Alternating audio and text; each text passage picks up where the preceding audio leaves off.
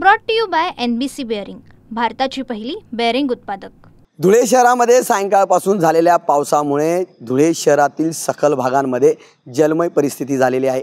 जिल्हा रुग्णालयानंतर आता पोलीस अधीक्षक कार्यालयात देखील मोठ्या प्रमाणात पाणी घुसलेलं आहे। आपण बघू शकतो की या ठिकाणी हे धुळे जिल्हा पोलीस अधीक्षकांचं कार्यालय आहे। या कार्यालयाच्या आवारात पूर्णपणे पाणी घुसलेलं आहे।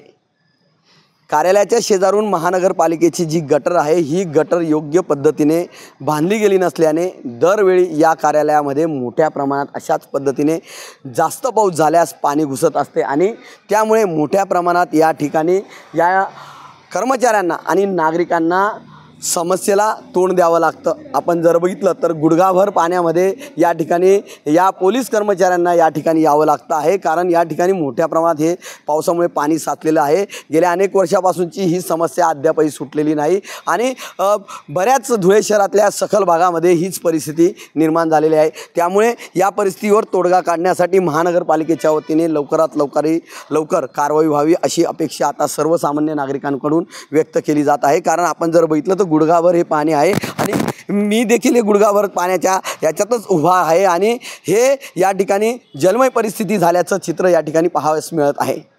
Manish Masole, TV9 Marathi, Dhule. Brought to you by NBC bearing, भारताची पहिली बेअरिंग उत्पादक।